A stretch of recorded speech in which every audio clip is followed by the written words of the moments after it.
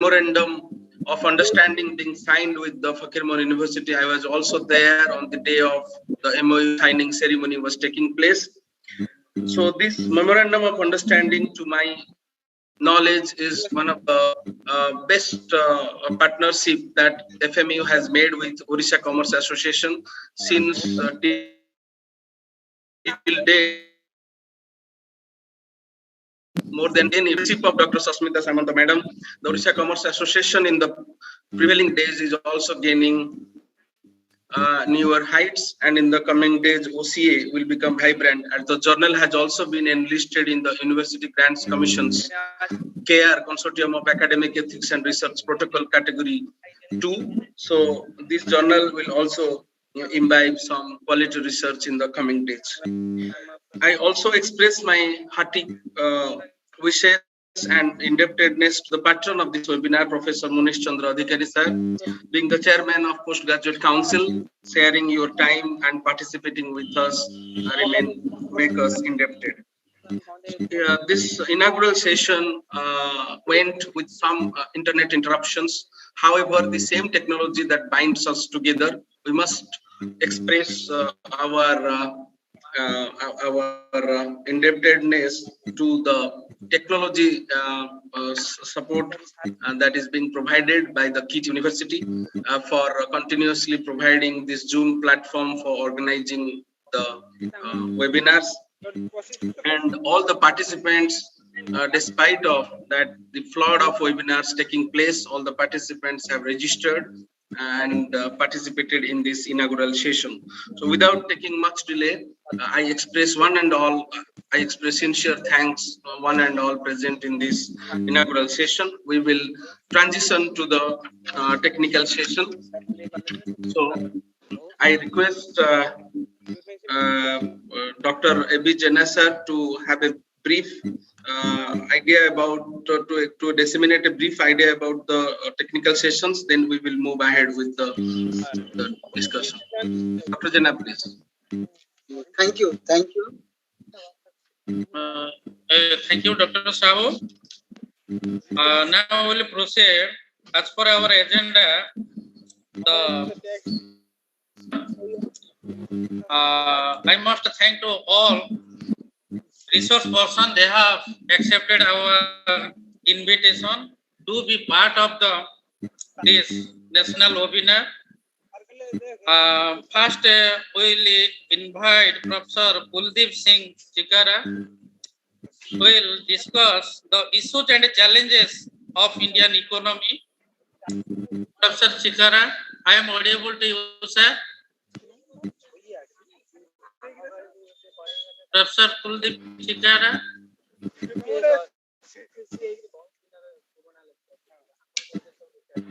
Sir.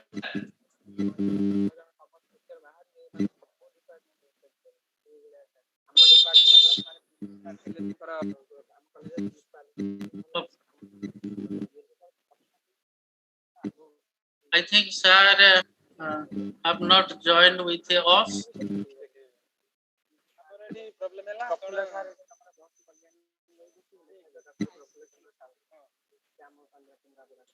Professor Supriti Mishra madam.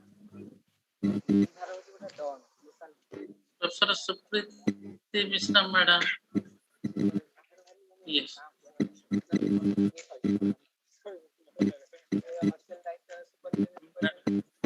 Good afternoon, madam. A very good afternoon. Am I audible to all of you? Yes, madam. Yes, madam. Yes, madam. It's my honor and proud privilege. I must first thank to our eminent resource person, Professor Supriti Mishra. Madam has accepted my invitation. So, madam is having with enriched biodata. If I will highlight and read out all the credentials and the achievements, it will take more than 10 minutes. Madam, today we will discuss the CSR responses of India during the COVID-19. So it's my proud privilege and honor to introduce our eminent resource person. Madam is the professor, International Management Institute, Bhubaneswar. So far as the research and other credential, Madam is expert in the area of corporate strategy, CSR, and corporate governance. And Professor Mishra has published more than 80 research papers in peer-reviewed and UGC listed journals, Scopus, and Web of Science. And so far as out of 80 publications and one paper of Professor Mishra has been published in a FT50 journal and reached 827 citations in Google Scholar. We are all proud of you, madam. And Professor Mishra has published so many management cases in Ivory Publishing and Asian Case Research Journals of NUS Singapore. Madam is also editorial board in the Journal of Public Affairs, OLE, ABC, International Journal of Business Competition and Growth, InterScience, and International Journal of Business Economics and Management Perspectives.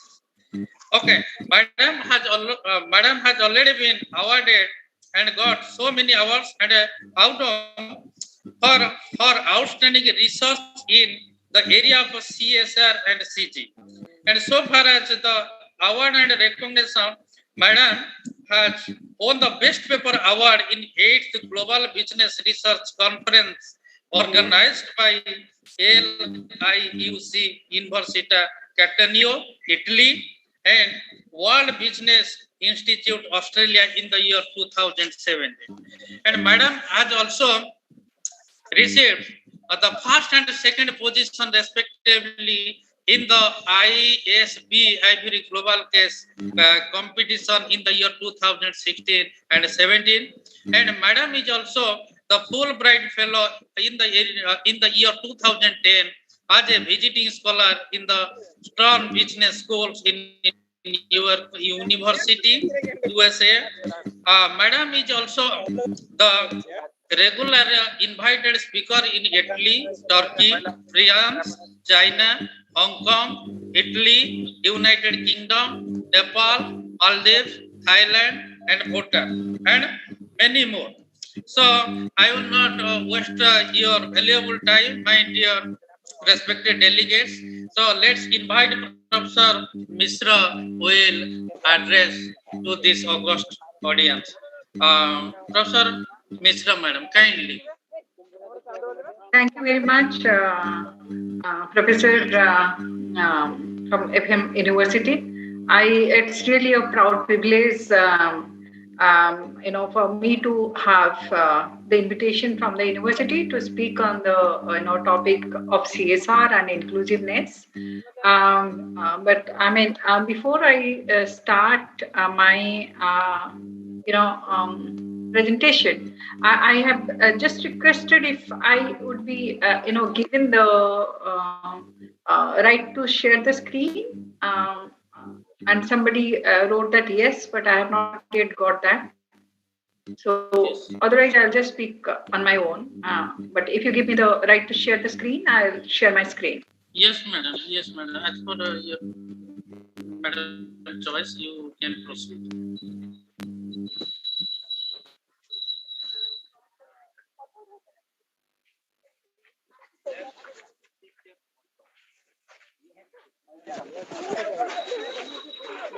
Dr. Bandhu.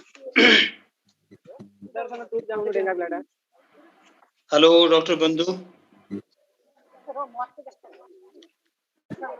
So is there any problem in giving the right to share the screen? Then I'll start my presentation. Otherwise, I'll just speak on my own.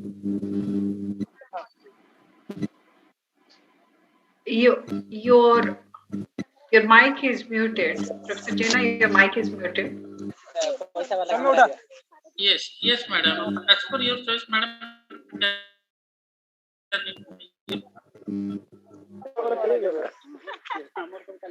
Okay. A very good afternoon to all the delegates and the participants of this conference, and Honorable Vice Chancellor of the University, Fakir University, the PG Council Chairperson, Professor Muni Sadikari, and the organizing secretary, Professor Atabandhu Jena, and all other esteemed faculty members of Fakir Mohan University, and the honorable guests from all over the different other noted universities and reputed universities, and the speakers and all the participants and other members present like the media houses and all that. At the outset, I would express my gratitude to invite me for this conference. So my topic is CSR response of Indian Inc. during COVID-19. So if we, look at the CSR, the status of CSR in India, as you know, in 2013, Government of India enacted the Companies Act, which made it mandatory for the companies to spend 2% of their net profit on CSR. So that was actually, that was before that. There are a few other, rules and regulations that were also implemented by the government of India, by the Indian government. Like they had the Department of Public Enterprises guidelines that were implemented in 2010, and then there was also this, SEBI's mandate for listed companies to contribute towards CSR in 2012. And there was this National Voluntary Guidelines given by the Ministry of Corporate Affairs, Government of India in 2012. So these laws are precursor before this Companies Act was provision of 2%, CSR spending was introduced. So I mean, in that background, if you look at the legal premises of CSR in India, so there is this under the Companies Act 2013. There is a Schedule 7 of the Companies Act, which actually also defines the different activities which companies can spend on CSR. So some of those heads in which the Indian companies can spend are child mortality and maternal health, vocational skills, gender equality and women empowerment, education, hunger and poverty, environmental sustainability. So these are some of the areas. So if you look at how the companies have fared there, I mean how they are doing, what is the progress so far.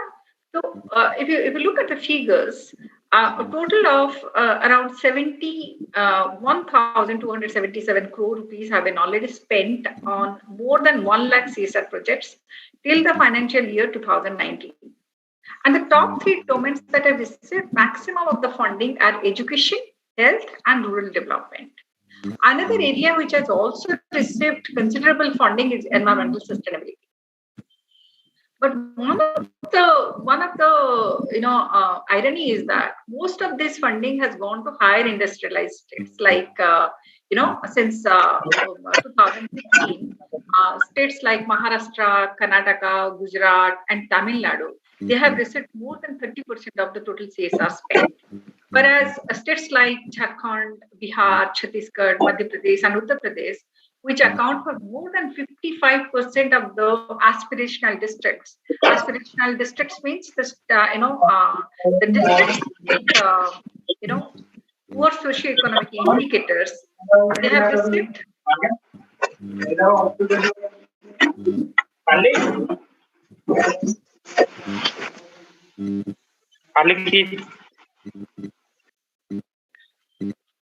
Yeah, so these districts have the poor states of they have which account for more than 55% of the aspirational districts. They have just received about 9% of the total expenditures towards CSR.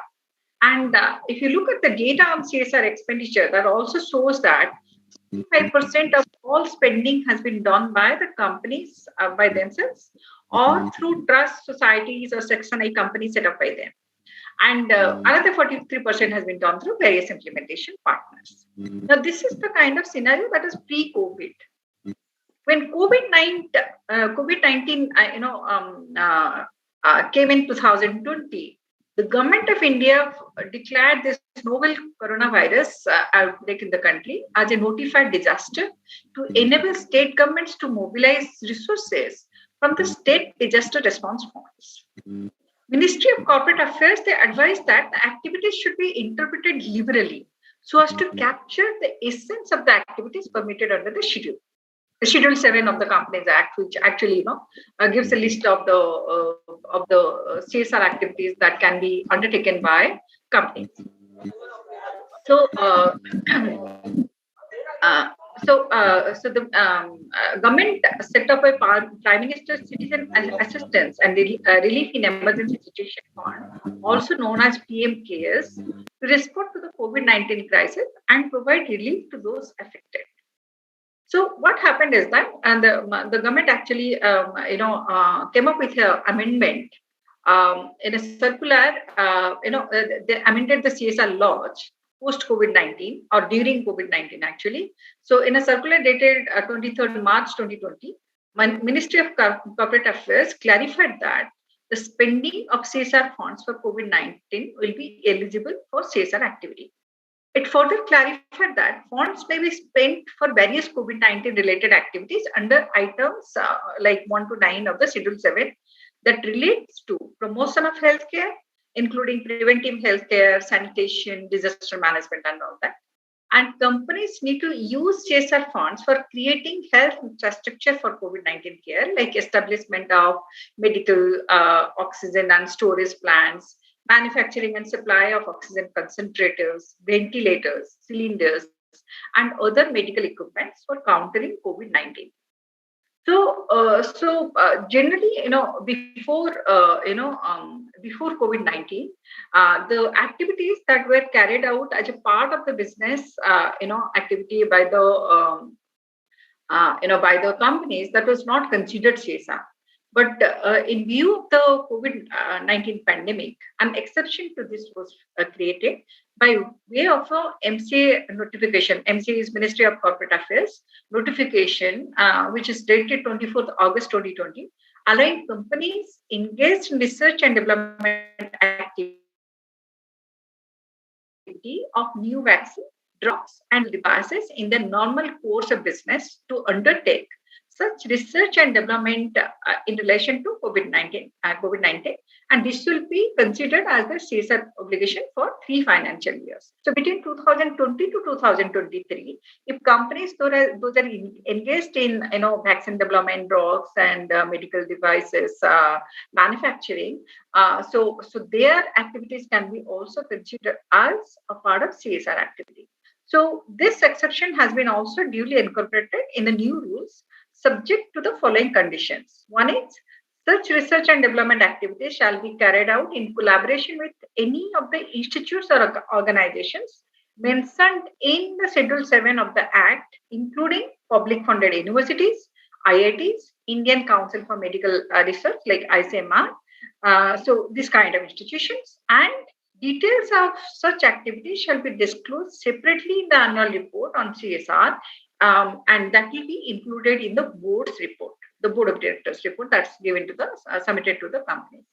So on March 30, 2020, the MCA, Minister of Corporate Affairs, also clarified that the PM CARES Fund will also qualify as CSR under the Companies Act. And all of us know how there was a lot of debates about whether PM CARES Fund should be considered, contribution to the PM CARES Fund should be considered as CSR activity or not. So this was clarified by a government notification. The companies, they have participated in COVID-19 responses by not only funding non-profits and PM CARES funds, but also by taking part themselves, like maybe by manufacturing PPE kits or developing, driving some relief efforts in their community. So there was a survey that was conducted by Indian Institute of Corporate Affairs under the Ministry of Corporate Affairs. So they basically, studied 100 top companies as per the responsible business ranking of 2019, in which there were 57 public sector units and 43 private sector companies. So they found out that the maximum number of CSR projects during COVID was undertaken in Maharashtra. 17% that constituted 17% of the total MAP projects, and of course, given the fact that Maharashtra is one of the COVID-19 worst impacted states in India, so that kind of looks quite convincing. The second and third largest number of CSR projects, COVID-related CSR projects, were undertaken in Karnataka and Odisha. So if you look at the entire gamut of expenditure that was incurred for addressing the COVID pandemic, um, around 5,565 crore rupees was spent by the private sector companies, and 3,249 crore rupees was spent by the public sector companies. And basically, this was the contribution to the PM CARES fund. So, what are the activities on which this money was spent? There are five major activities like provision of healthcare services, then response to water, sanitation, and hygiene, related problems, health system strengthening, like maybe community support, or making the community aware about the different health programs, or the COVID treatment protocols. Then they have also looked at activities like poverty and livelihood needs of the community, and of course responses were also made in the direction of educational needs of children. So, and a very interesting thing that the Indian Institute of Corporate Affairs also did was they tried to map this corporate contribution to the United Nations Sustainable Development Goals, the SDGs. And they found out that 47% of the funds towards CSR during COVID was targeted towards eliminating poverty. 78% of the funding was for zero hunger. 79% of the companies they contributed towards good health and well-being.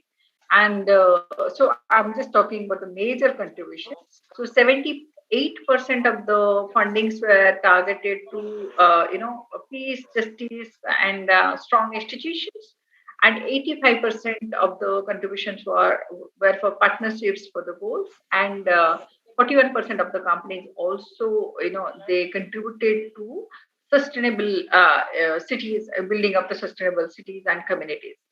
So when we look at the provision of healthcare services, the major expenditure was done under the head of prevention against COVID-19, treatment, control, and management, and screening and diagnostics. And the other thing, with respect to the health system strengthening, the different heads under which the expenses were made were provision of medical products and supplies, service delivery and human health resources, community engagement, health information and technology, provision of health insurance. With respect to the water and sanitation needs, most of the spendings were done towards sanitation of public places, response to at-risk groups, provision of water and sanitation projects, and the companies also contributed towards food security and hunger. So the major activities under that were provision of cooked meals and dry rations, response to at-risk groups, and strengthening the food security. So if you look at the kind of spending, particularly under poverty and livelihood needs, 40% companies they carried out activities for providing essential items and services. 33% of the companies also they try to take care of the at-risk communities, and another 12% they targeted their fund towards provision of economic sustenance through direct transfers. And who are the beneficiaries mainly? The beneficiaries constituted of 32% of the migrant or daily workers. Then there were 26% urban poor. Then 18% constituted of transit population, and 24% of the beneficiaries constituted of the rural population. So these are the different kind of initiatives that were taken by the corporates during the COVID-19. So I think um, that kind of talks quite a big deal about the Indian Inc. About that contribution. But at the same time, there were also news in the media where some of the companies they went for laying off their employees. So there was a debate that there were often questions were asked like whether you can spend some money on CSR, but at the same time you lay off your employees because even during COVID-19, employee layoff also puts a lot of stress on people and the community. So can you justify your CSR spending?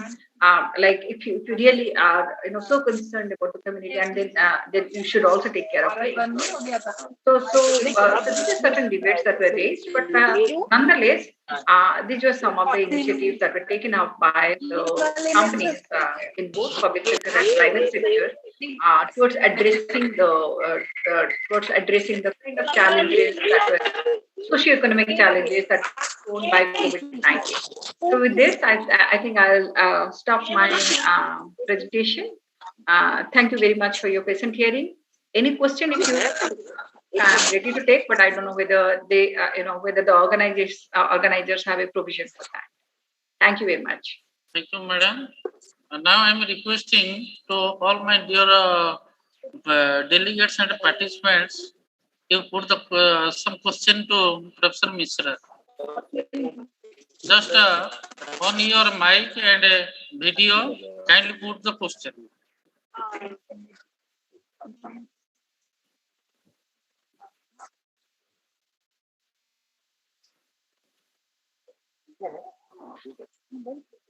Thank you, madam.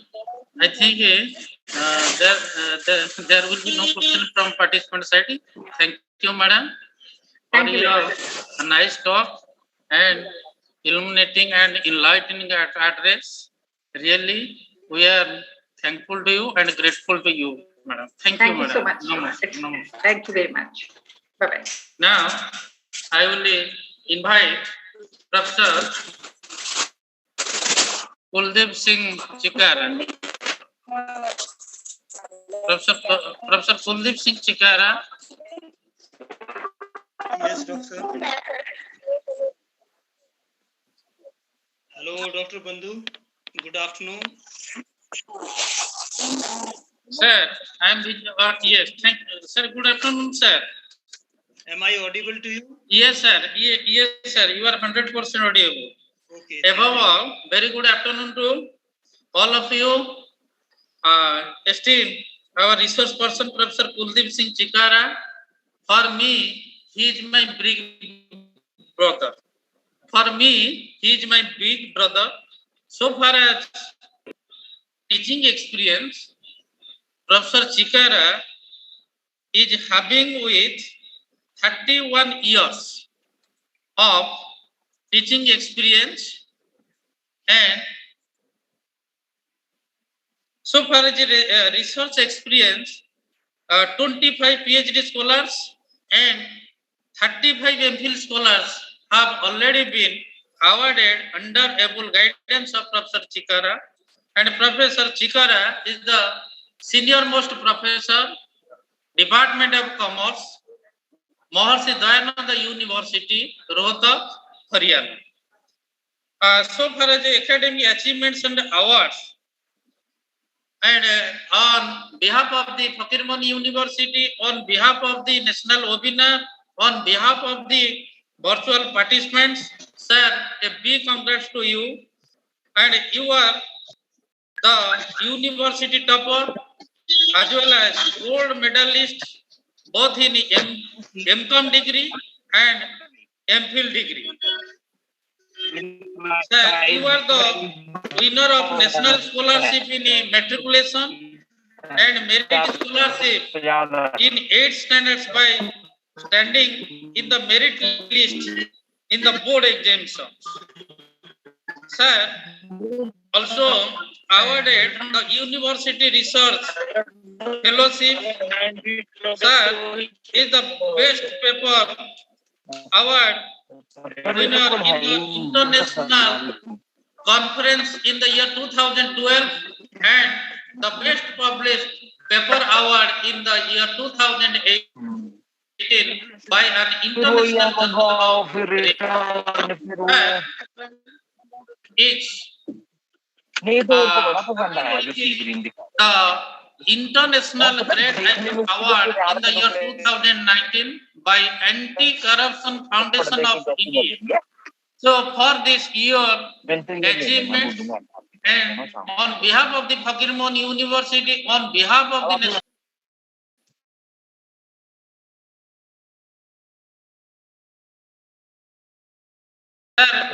so far as the administrative experience, sir is the director of Directorate of Distance Education, Mahorshi Dayananda University, and sir is also the Vice President elected Mahorshi Dayananda University Alumni Association, and sir is the officer of IQAC Department of Commerce, Mahorshi Dayananda University for about 2 years, and so far the research publication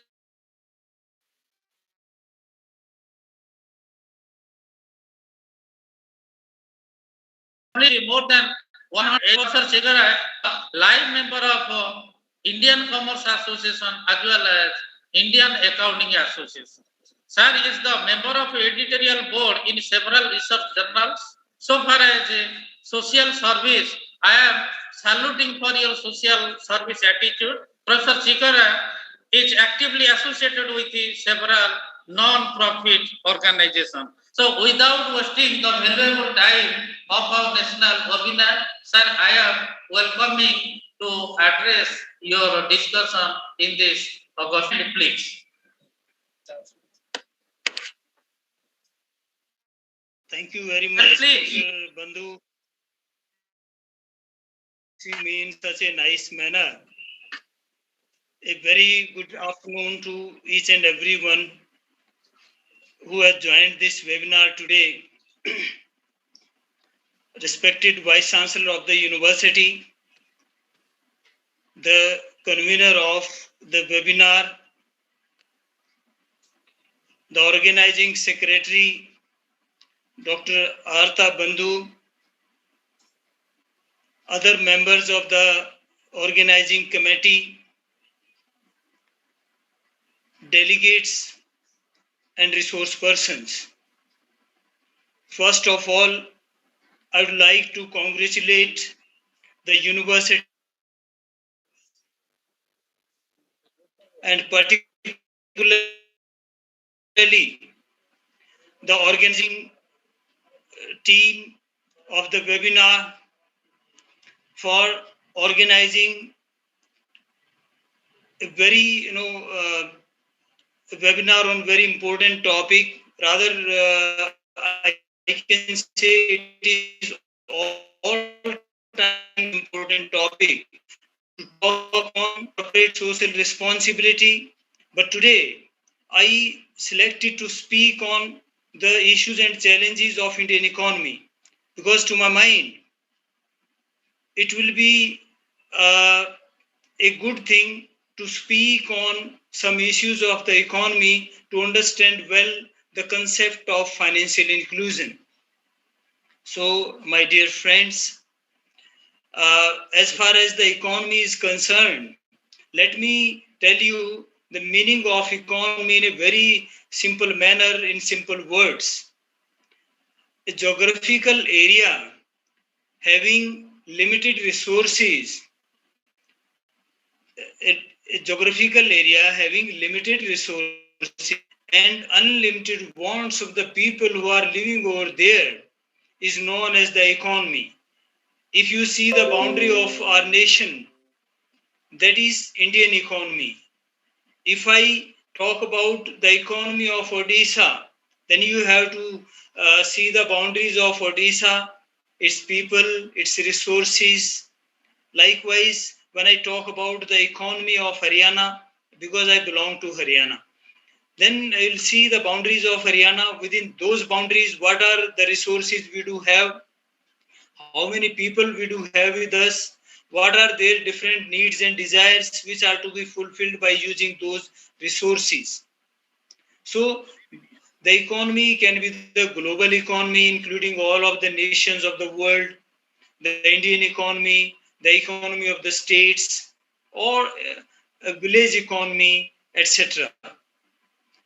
So, being the economics, commerce, and management students, we must have an idea about the economy.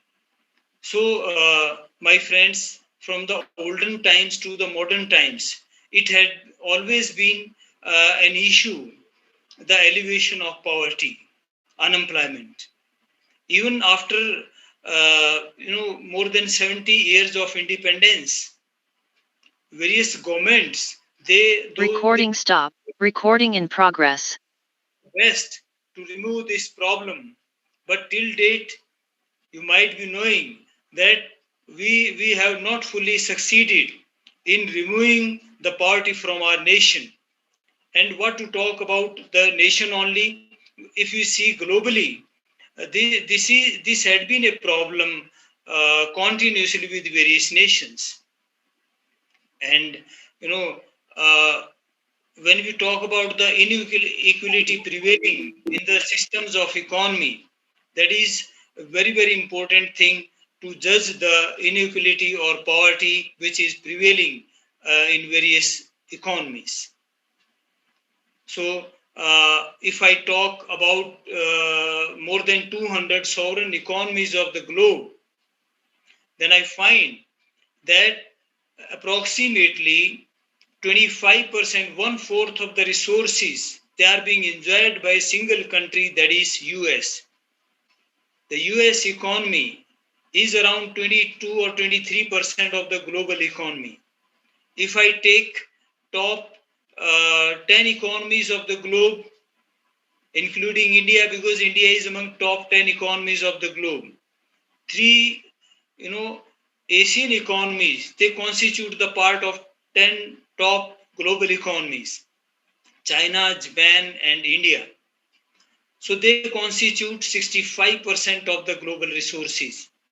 If I add 5 more economies to that slot, means top 15 global economies, they share 75% resources of the globe. And total size of the global economy is around 75% trillion US dollars. So what other economies they do have with them? If 75% of the resources are enjoyed by just 15 economies, you can see the gap between haves and have-nots. It's up to you now. And according to one report, I tell you, just 8 individuals of the globe, they share wealth equal to the lower 50% population of the world. And my friends, you might be knowing that the total population of the globe is somewhere around 750 crore or 70 crores, in between somewhere. So if I calculate the 50% of that population, it means around 225 to 230, 40 crore people of the world, they are having the wealth equal to just 8 persons of the globe. It's very an unequal situation, unjustified situation. And if I talk about the Indian economy, as per Oxfam International India reporting agency, through its report, notified that just 57 individuals of the country, they are enjoying resources equal to the lower 70% population of the country.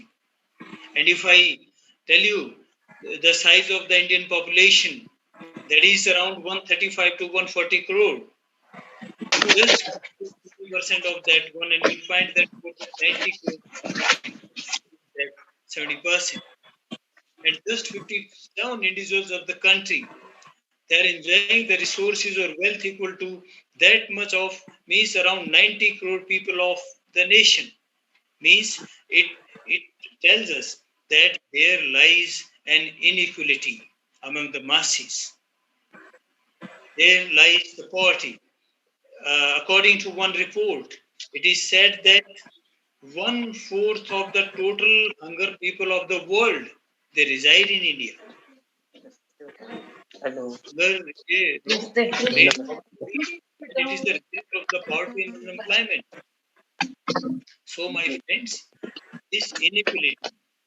मैं आपको पता नहीं कैसे कैसे बोलता आगे कहते मेरे को तो बड़े जरूरी काम पड़ गया कुछ फिर वहां से तो आया किसी के साथ aims and objectives will lead to the proper utilization of resources, the proper distribution of resources, and listening to ma'am before me, मैंने इनको बोला टीवी में देख लो फिर इनको चाहिए 9 फुट के उसके पास 9 फुट की जा government of India and various Recording stopped. to bring about the concept of financial inclusion. Recording in progress.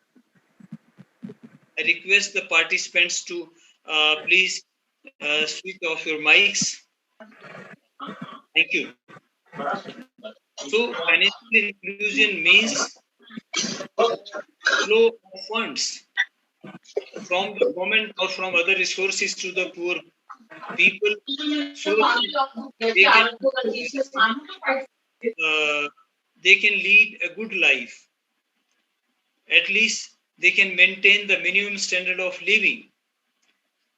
As per one more report, several committees were constituted, several institutions, they look into the matter of poverty as far as the Indian poverty is concerned.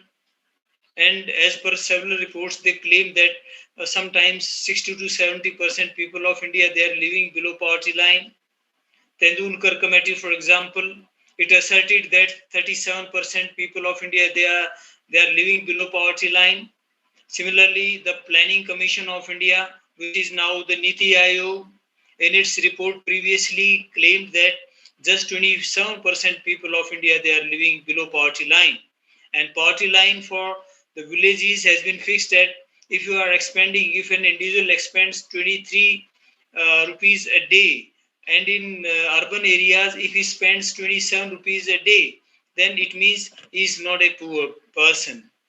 The persons who are not able to invest that much only are living below the poverty line. So, my friends, if you calculate 27% or 25% of the total population of India to adjust the Recording stopped. poverty, Recording in progress. Number of people in India, they are living below poverty line.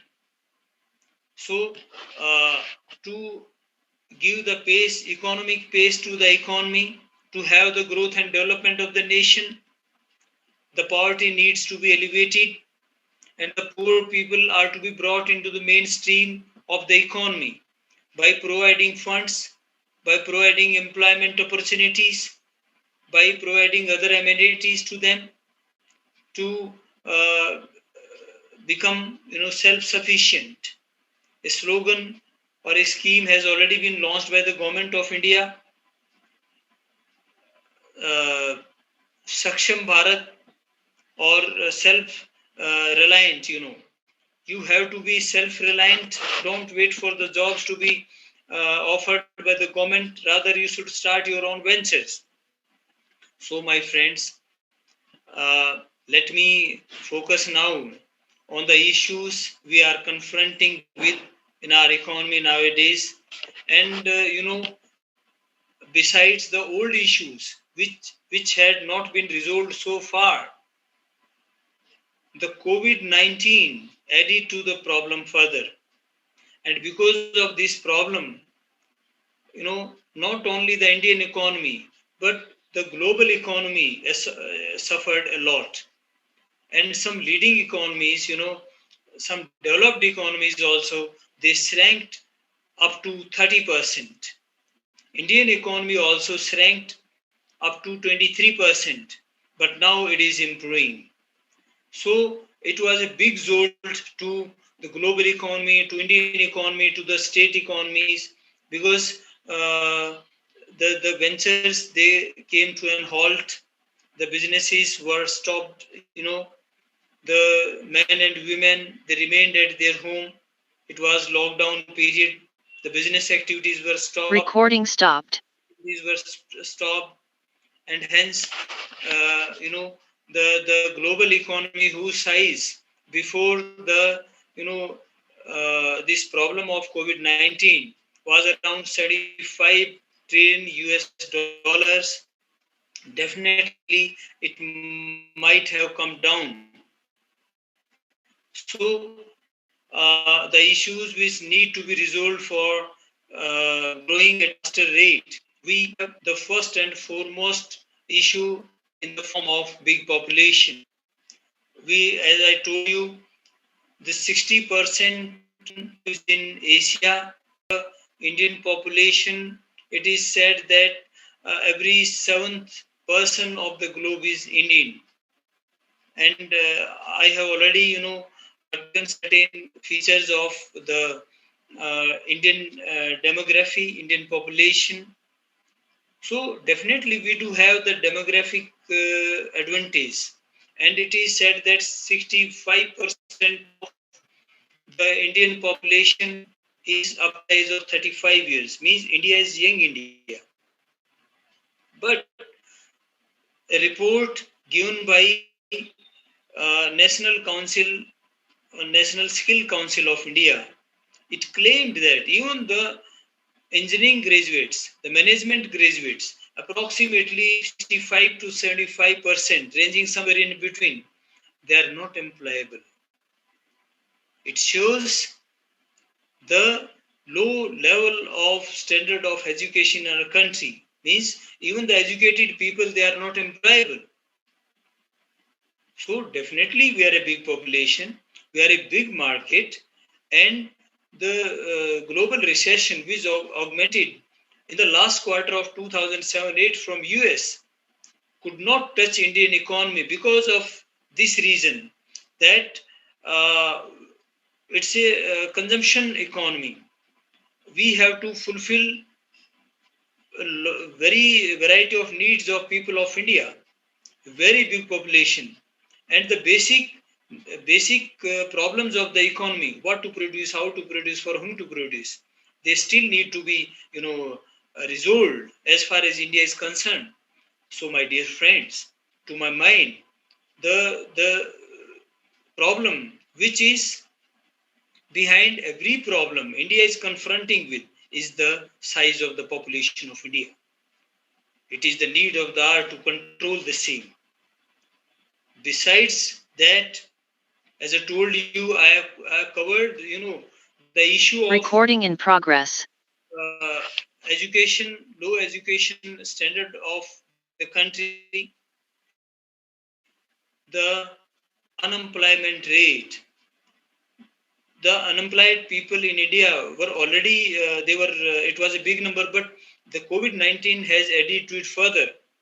It is said that as per CMIE, Center for Monitoring Indian Economy, as per their report, more than 2 crore people, they lost their jobs during last 2 years, COVID period. And my state, Haryana, tops the list among the states of India as far as the unemployment problem is concerned. So, we, the people of India, by joining hands with the central government, with the state governments, should try to give pace to the economy by contributing as much as we can, so that the problem of unemployment may be resolved. Because if the people are unemployed, they are not contributing for the cause of the nation. But on the other hand, they need food, water, shelter every day. Besides that, as I told you, the problem of poverty, which is, because of, besides other reason, one reason is the big population base of the country. Second one is low standards of education. Third one is the not, you can say, proper utilization of resources is not being made. They are being wasted by different people or certain organizations because of poor governance.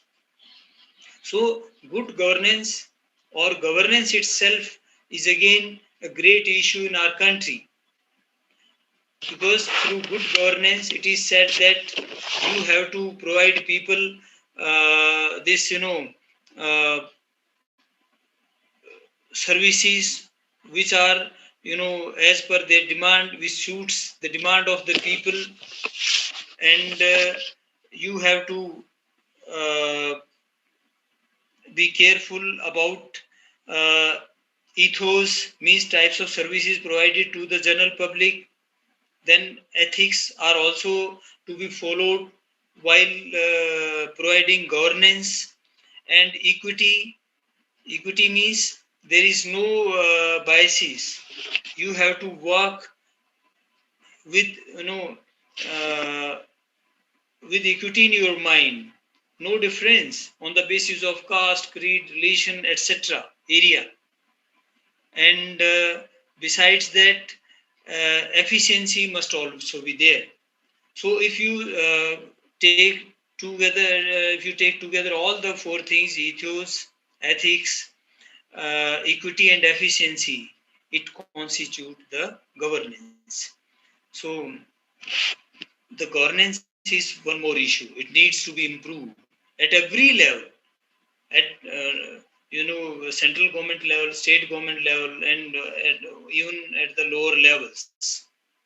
Then to give pace to the economy, the very important thing which is there in the base of that one, that is capital. India is a developing nation, and we don't have the sufficient capital to be employed in the country to cater the needs of various industries, various people.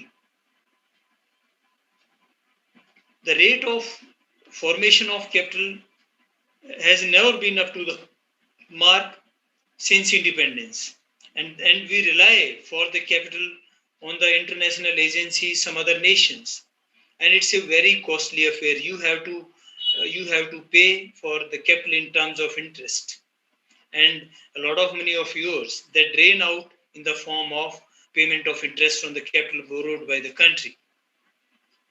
So we have to keep in our mind, we have to work towards the formation of our own capital. The measures are to be adopted by the concerned authorities and the governments. Then comes to the technology. Today's economies, today's global economy is run by the technology. The countries enjoying the latest technologies, they aren't like anything. To buy the latest technology and to become competitive is a costly affair again. And for that, different countries, they expend a very handsome amount on the research and development, so that the technology you can have a better technology which can outshine the technologies of other countries. And even the Indian scientists have proved their worth by sending the Chandrayaan in the first successful attempt only. And the cost was the minimum worldwide. It was a world record set by the Indian scientists. So my dear friends, we as a government of India, we as a country need to expend more in terms of research and development. Though the provisions are made every year in the fiscal budgets, to expand on this activity. But because the size of Indian economy is just around less than 3 trillion US dollars, and we expend around 3.5% of the GDP. And if America spends around 4.5% or 5% of their GDP, which is having a size of around eight times more than India, then you can just imagine the volume of expenditure which is being spent by the US government on this activity. Because if you calculate 5% of 1000 and 5% of 100 only, it makes the difference. So you have to understand this fact that more amount is to be expended on the research and development so as to have the latest technology for the growth and development of the nation, and to remove the problem of inequality, poverty, unemployment. And that will fulfill the purpose of the financial inclusion. The next point is corruption. It has been a very important issue throughout during the previous governments also, and with the present government as well, as and when we find the cases of corruption. So it is the corruption which stops the nation to distribute the wealth equally among the poor. It was asserted by the former Prime Minister of India, Mr. Rajiv Gandhi, while addressing a public meeting in Rajasthan, that out of a rupee of 100 paise, only 16 paise reach to the poor people for whom the schemes are being made. It was openly asserted by him. It means where 84% of the funds of schemes go, the amount goes in the hands or in the pockets of the corrupt people of India. And that's why the poor people remain poor. I'm not claiming that still the same position persists. But definitely you will feel that corruption is still there, because every day we find such cases in different forms. When you don't follow the rules in toto, it gives birth to the corruption. So, my dear friends, besides these ones, some more issues are the problem of health and nutrition, the climatic conditions,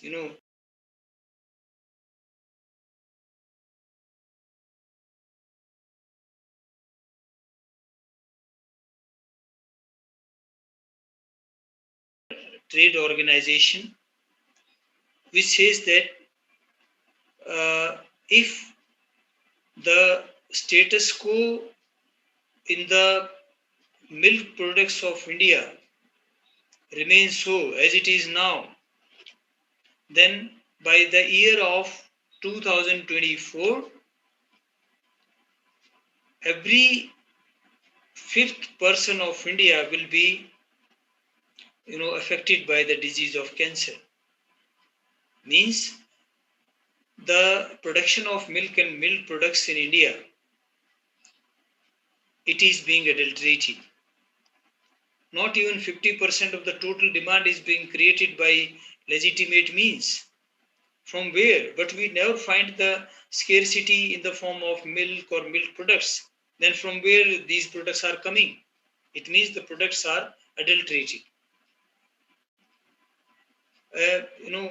Bad practices are going on in this area, which need to be controlled, which need to be, crashed in the interest of the society, in the interest of the consumers, in the interest of the nation. And again, the problem of pollution, we do feel it every time near the festive season. Now, the Diwali festival, a great festival of Hindus, is going to come shortly. And like every year, for approximately 10-15 days, it's very difficult to inhale, because there is the quality of the air becomes very bad, and it creates problem. And you might be remembering that COVID-19 is also a disease pertaining to the respiratory system. So various programs have been initiated by different governments, central and states, but yet people are not cooperating. The quality of air is not good in India, particularly in those areas which are nearby, the big cities like New Delhi, Mumbai, Kolkata, etc. They are they are congested areas. A lot of people live over there, and we use vehicles and some other means through which the pollution is being created.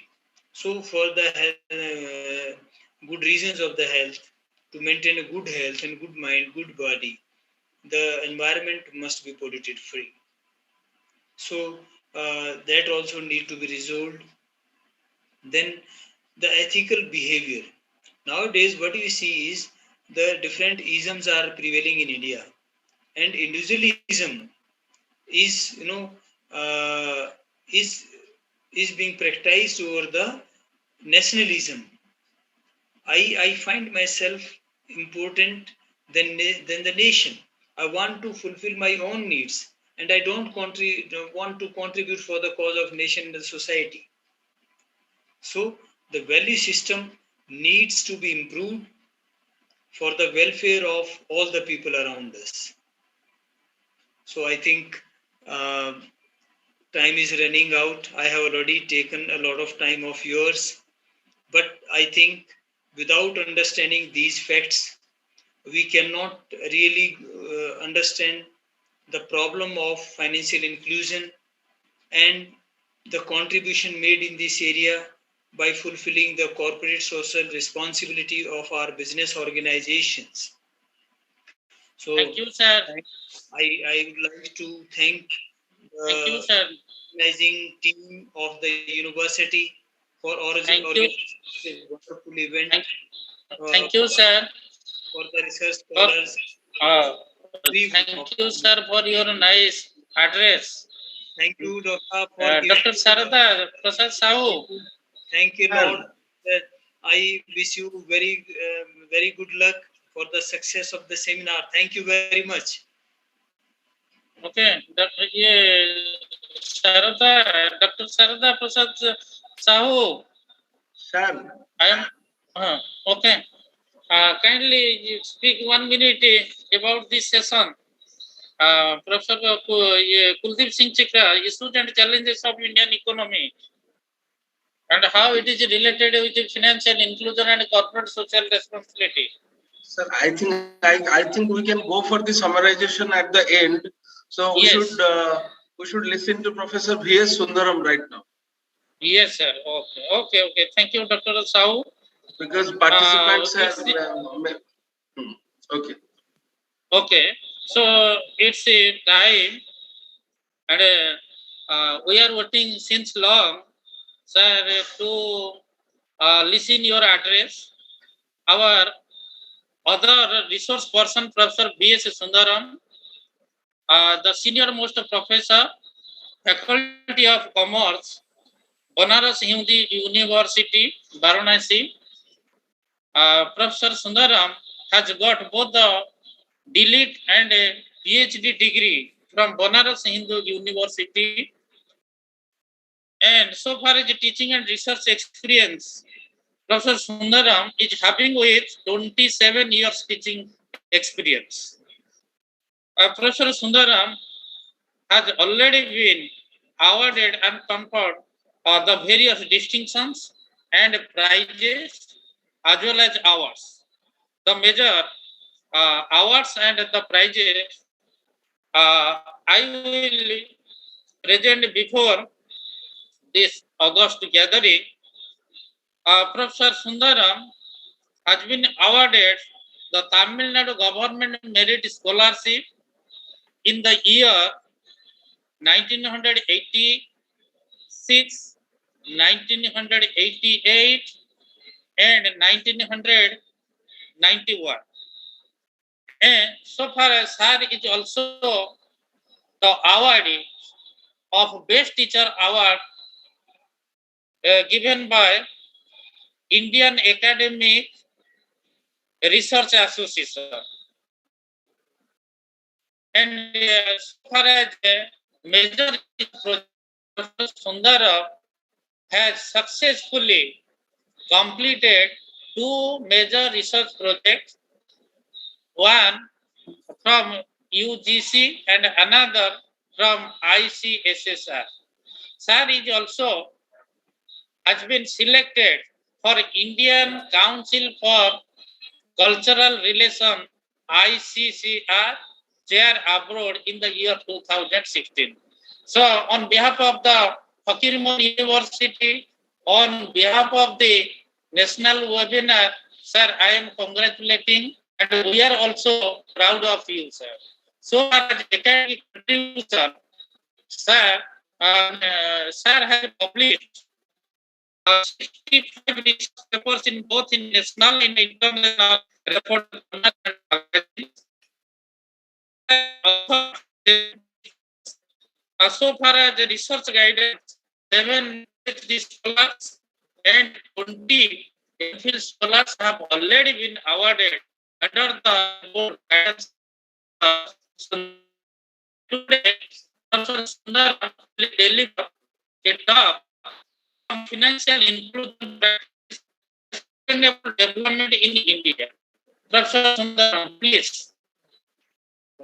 Recording stopped.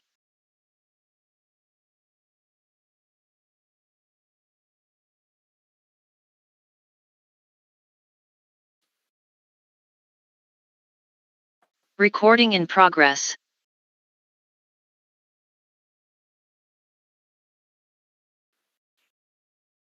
Hello. Am I audible? Can Am I you audible? hear me? Yes, sir. Yes, sir. You are audible.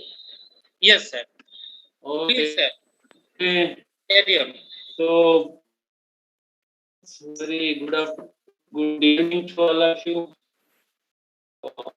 The topic of the seminar is financial inclusion and social responsibility for the sustainable development, organized by the Department of Commerce, Faculty University, also Odisha. The organizing secretary,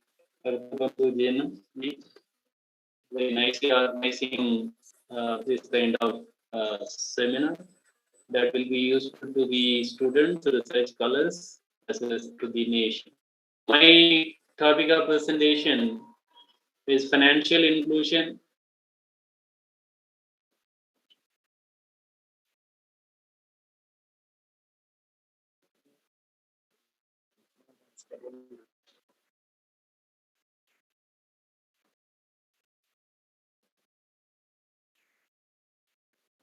Is it audible?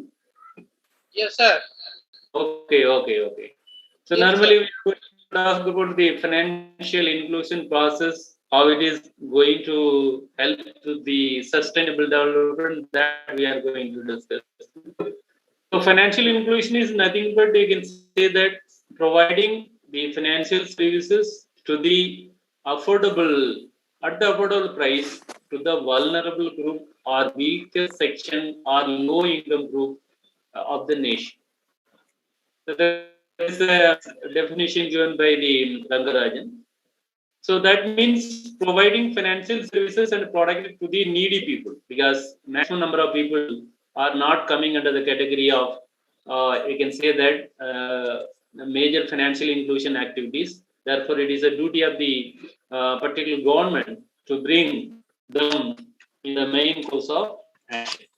So, what are the things normally we will take into consideration while assessing the financial inclusion process? For example, how many bank accounts they have, what kind of cheaper credit facility available, what kind of insurance facilities available, what kind of saving methods, what kind of financial advices provided by the business correspondents, what are the way in which the funds are transferred.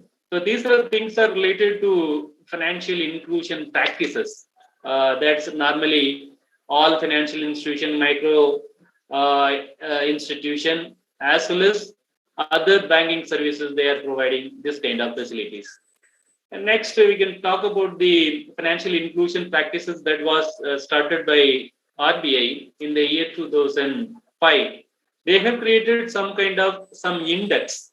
That means 0 means financially exclusion, 100 means financially inclusion. Through that, they have measured in India how many states are working better, or what other states are not working better. That is measured through this financial inclusion index. You can say that for that, in order to assess that one, easy access, you can say that 35%, availability and usage of services 45%, and quality of services 20%. So this is the combination done by the RBA to measure the financial inclusion practices. The annual financial index for the period ending March 2021 is 53.9 against 43.4 for the period ending March 2017. That means that at present, the financial inclusion practices are working well. Next, we talk about the objective of financial inclusion. And you can say that intends to increase awareness about various benefits of financial services among the economically underprivileged section of the society, to provide a tailor-made and custom-made financial solution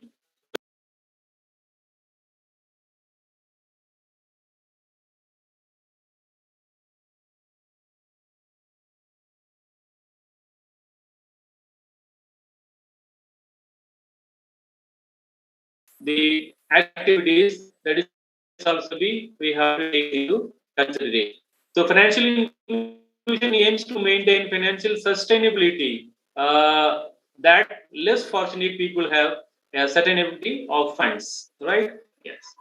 Next, we talk about the other important aspect. You can see that what the achievement we have done so far. The national mission for financial inclusion, Pradhan Mantri Jan Dhan Yojana, Pradhan Mantri Bima Yojana, Pradhan Mantri Jeevan Jyoti Bima Yojana. So these are the schemes are introduced by the government to spread, not only spread knowledge among the rural population, but also this is applicable all over India. Through that, we can elect all people to come in the main course of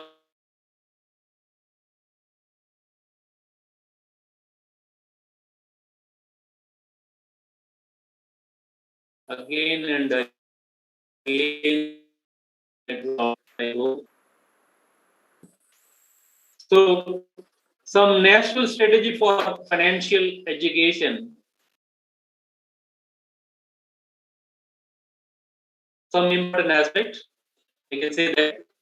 So, target models, contextual vulnerable approach, medium and mode of delivery, efficacy in mass media overreach, or you can say that creating positive behavioral customers. So these are the activities, or these are the things normally included in the national strategy for financial education that is implemented by the government of India in the year, I can say that 2013.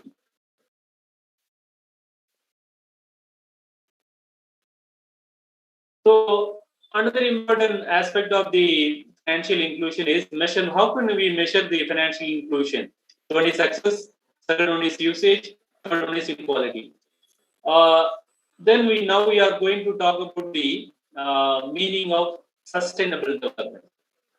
Sustainable development is the overreaching of paradigm of the United Nations concept that clearly mentioned that development that meets the needs of the present without compromising the ability of future generation to meet their own needs.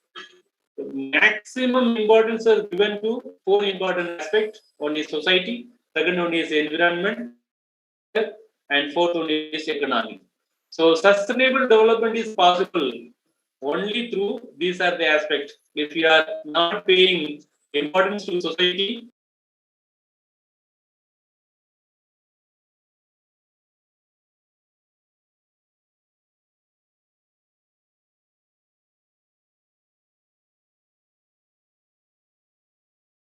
so am I audible? Again disconnecting. Yes, sir. Audible. Yes, sir. Yes, sir. Okay, again and again disconnecting. Therefore, I am asking. Okay, so sustainable development goals consist of around 17 aspects of that. 17 variables. First one is no poverty. Second one is zero hunger. Third one is you can see the good health and well-being. Fourth one is quality education. And next one is gender equality. And next one is clean water sanitation. Seventh one is affordable and clean energy. And eighth one is decent work and economic growth, like that. That is 17 goals are there.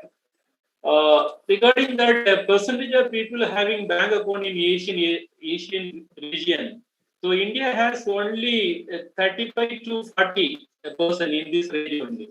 For example, when we compare this aspect with the China, they have just double. They have around 62% person those who are living in the country having bank accounts. So that is also an alarming situation. So we can compare our strength with only with China, not any other country, because the population is more or less India and China is some difference of that, but population more than 100 crore population. So we can very easily compare with the China only, not any other countries. So still we have to improve more. Again, another important aspect is saving within financial inclusion practices, saving outside the bank financial inclusion practices. In this category also, India is again very low. For example, only 21% of the people living in India saving within financial inclusion practices. And remaining persons are not ready to implement or intake themselves or saving themselves within that arena. So then, very easily we can compare our neighbor Pakistan. So how many male and females are having don't have bank accounts? We say that 4 out of every 5 Pakistani they don't have bank accounts. But in case of India is concerned, 1 in 5% not having bank accounts. So when we compare to Pakistan, so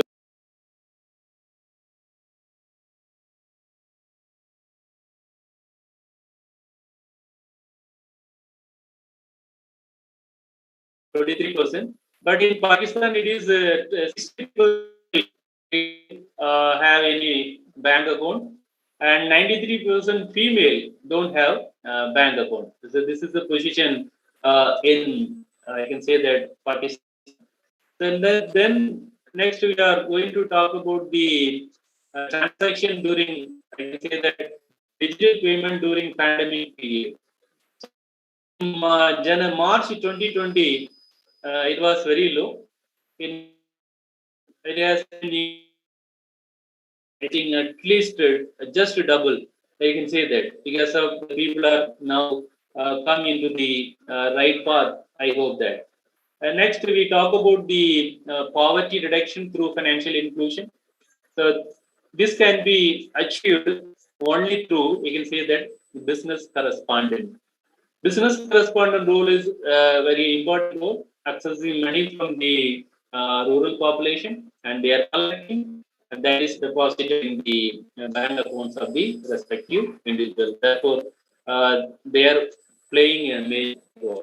Next, we talk about the poverty reduction through financial inclusion through microfinance. Normally, self-help groups linked to bank credit stand 31.46 lakh.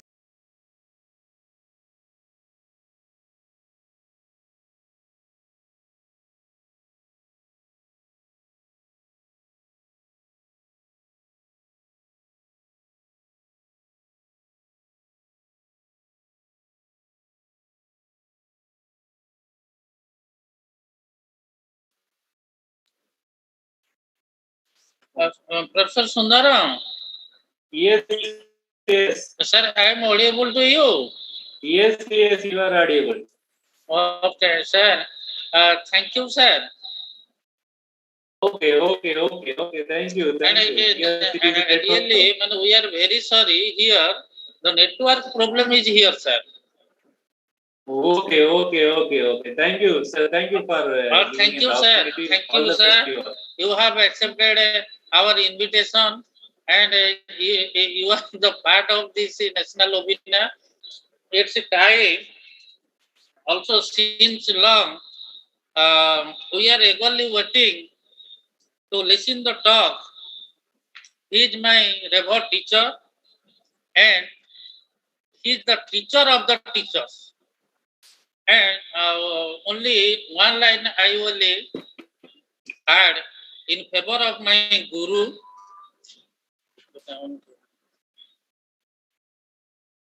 Sir, pranam, sir. Pranam. Sir, pranam.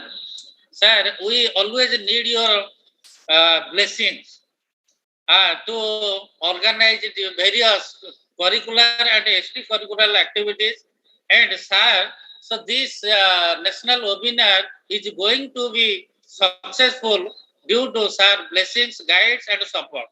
And sir was the president of all Odisha Commerce Association as well as Indian Accounting Association.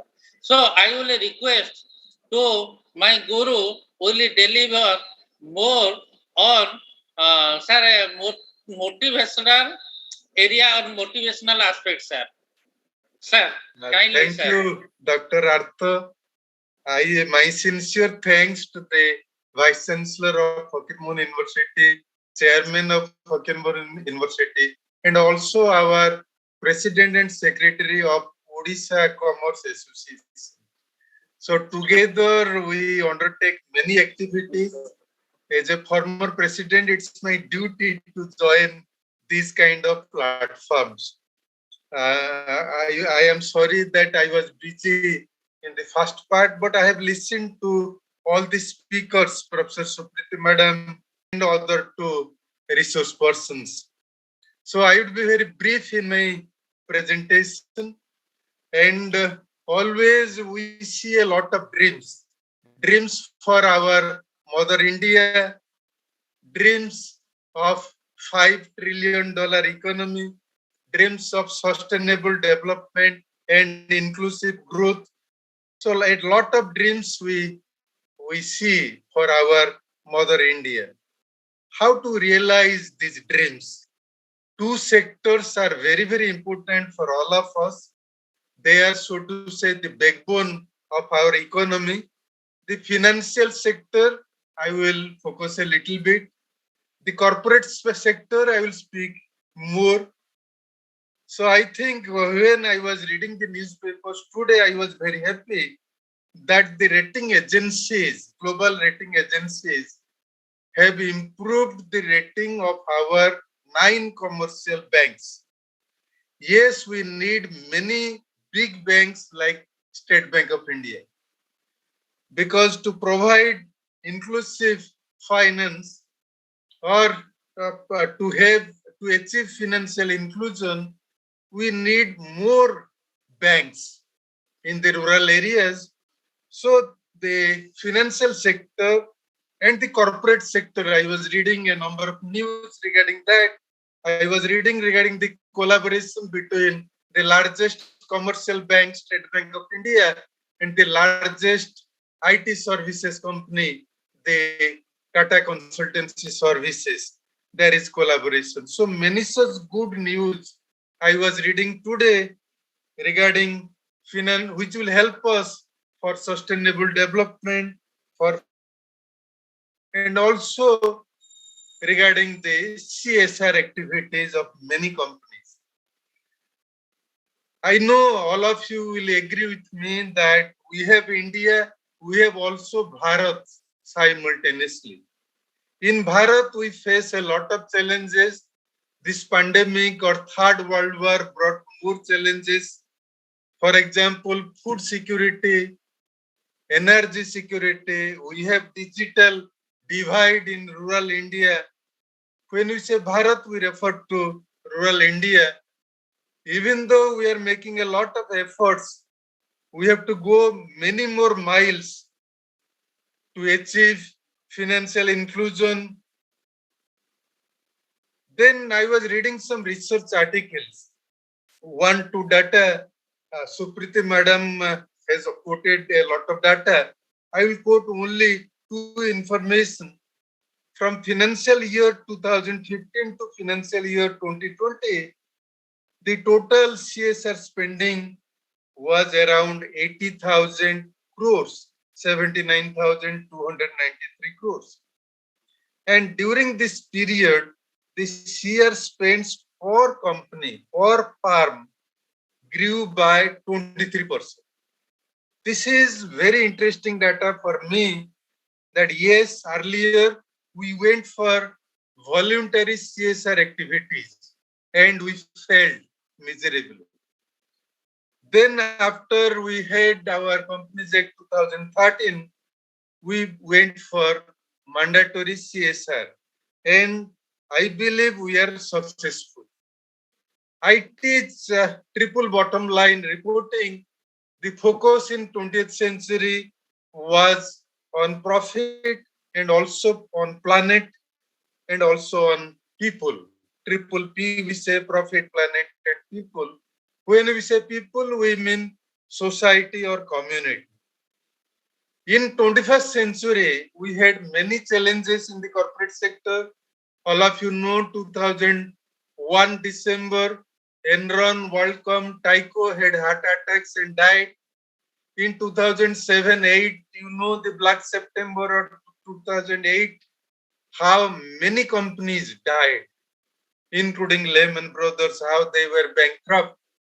So many challenges we faced in the 21st century, and we are trying to towards sustainability. We evaluate the sustainable reports of many organizations now. From 2017,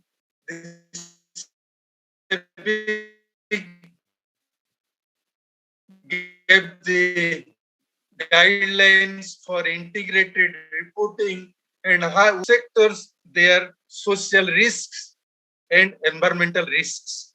And nowadays we are giving a lot of focus on ESG reporting. We also evaluate to find out the CSR activities.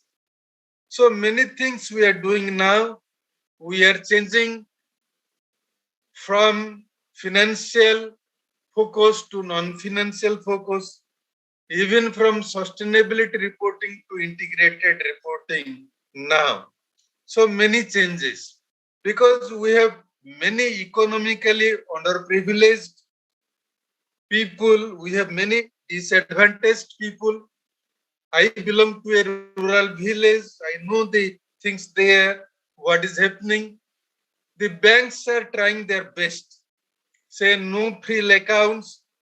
They are trying to provide financial solutions in a creative way, but they are not fully successful.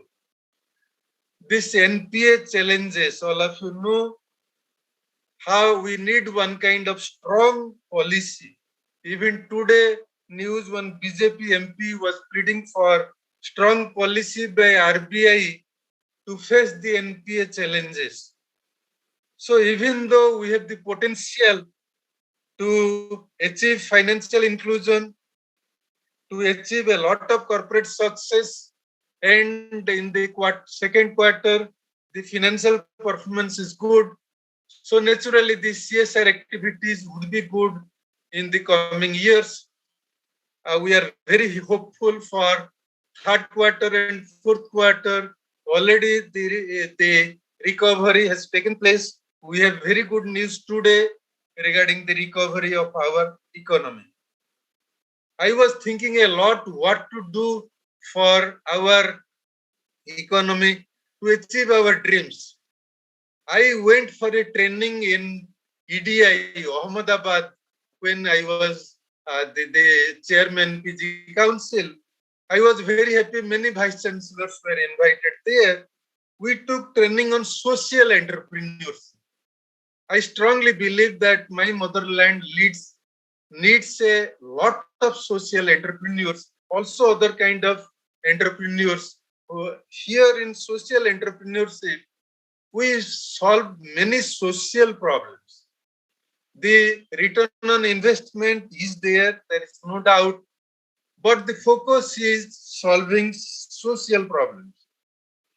And we have to develop many institutions, many regulators. Institutional excellence is the need of the hour. Sometimes we feel that there is some kind of interference on the regulators, so they are not able to do their jobs. So we need good governance, no doubt. We have to create win-win situation. What is this win-win situation? Not only the corporate sector will win the race, but also the community, the society, the poor people, the rural India, they will also win. I was reading some survey reports and I felt very happy when I found that most of the CSR funds are being spent for education, mainly school education, for health infrastructure.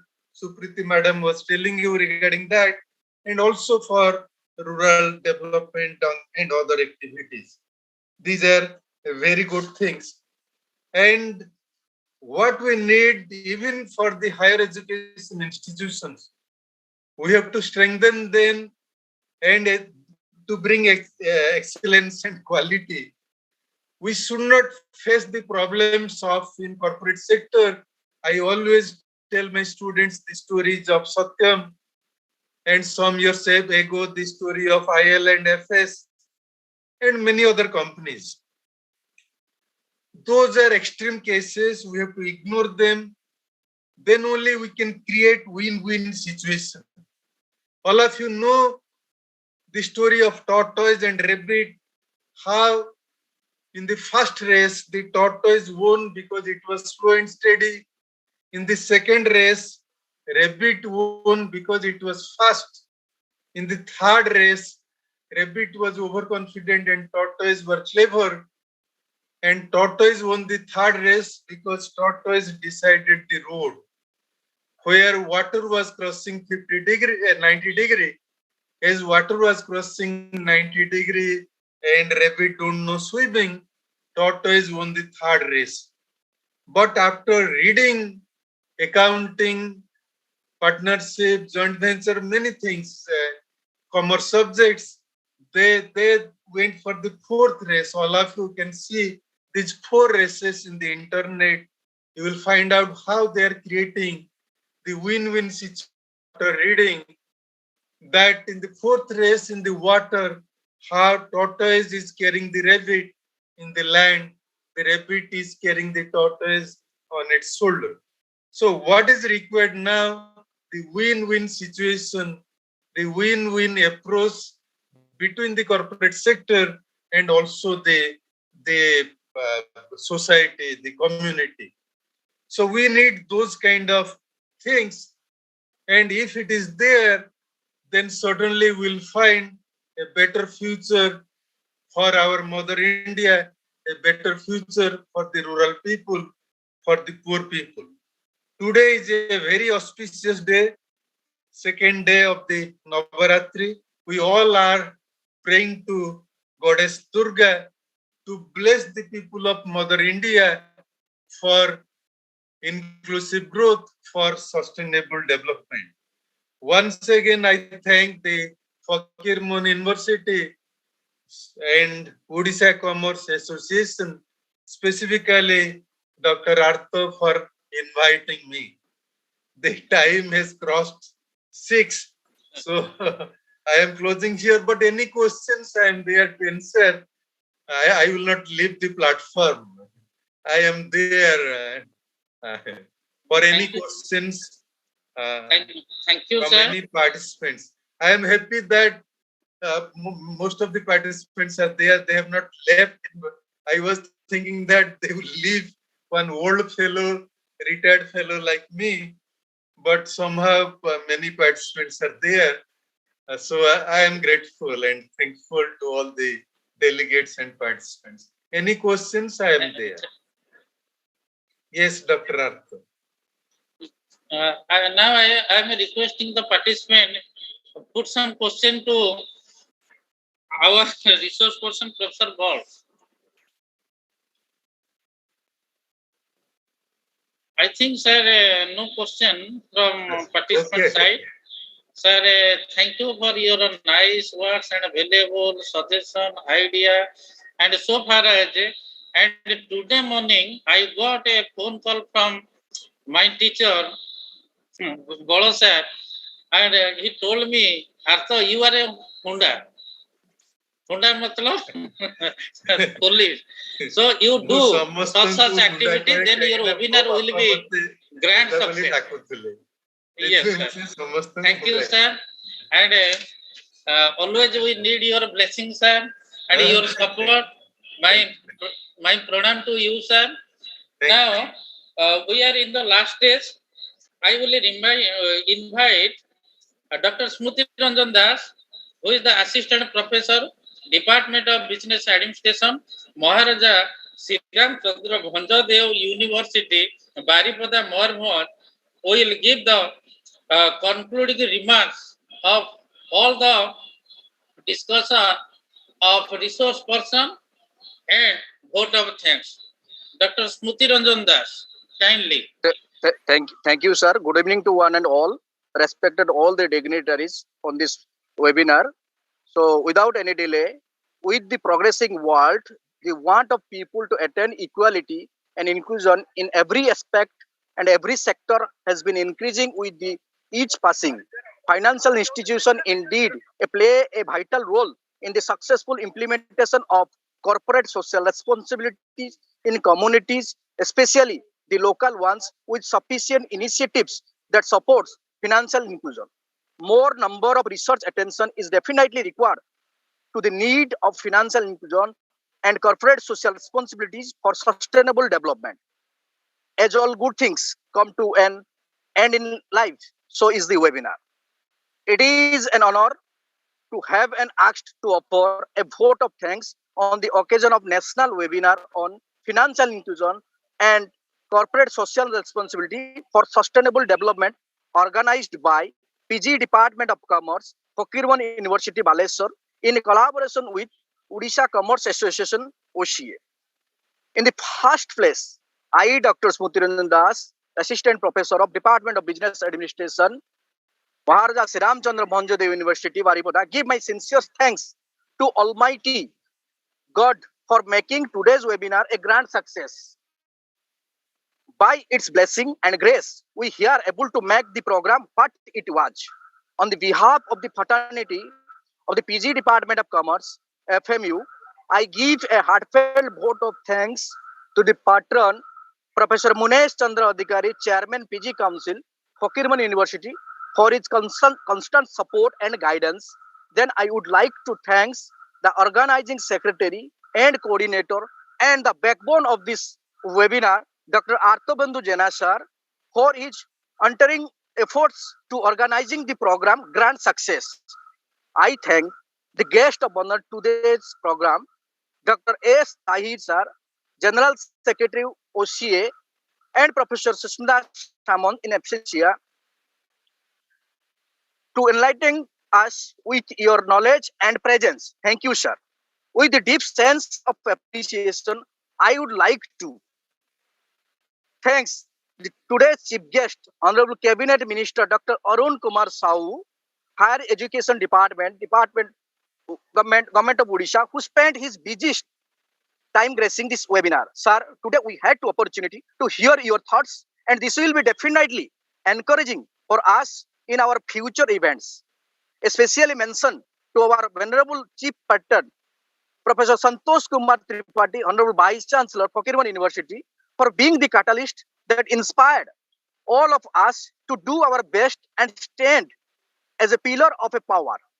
We are thankful to the knowledges, eminent resource person, Professor Kuldeep Singh, Department of Commerce, Maharshi Dayanand University, Rohtak, Haryana, who gave the informative talks on issues and challenges Indian economy. Professor Supriti Mishra, International Management Institute, Bhubaneswar, who presented a talk, CSR Response of Indian during the COVID-19, Professor B.S. Sundaran, Faculty of Commerce, Banaras Hindu University, Varanasi, for discussing about financial inclusion practices and sustainable development in India. And Professor Ranjan Kumar Bolo, my teacher, former president of Indian Accounting Association and Odisha Commerce Association, who delivered a talk, Corporate Social Responsibility and Sustainability. We have been fortunate to have a such renowned research person from the academics with us here. Thank you for your informative and commendable talk on this subject. My heart goes to our thanks, the team of the very active and dedicated organizers and staff members who are well versed in their jobs, like Sarda Sir, Biswajit, Bhavani, and like us, Debo. I lack words for the participation and their willingness to complete tasks beyond their comfort zone. I would like to thank also the head of the Department of the Business Management, Professor Padmalita Rautrai, for our support. Finally, I'm running short of words to express my humble thanks to all the participants who made this webinar joyful with their impressive and active participation. I show appreciation to the people who have been the strength of this program. We thank one and all for being with us. It has remained pronounced pleasure. So wish you happy Dasara to all. Jai Jagannath. Thank you, sir. Thank you, Dr. Das. I am also giving the thanks to you for your nice words and the sweet compliment and supplement in your vote of thanks. I also thank to all the members of the organizing team. I also wish the good and the betterment of Dr. Prasad Sahu, and I must thank to all Odisha Commerce Association that we have jointly organized this national webinar, and have a nice day. Have a nice day and happy Dasara to all. Namaskar samastamku. Namaskar, sir.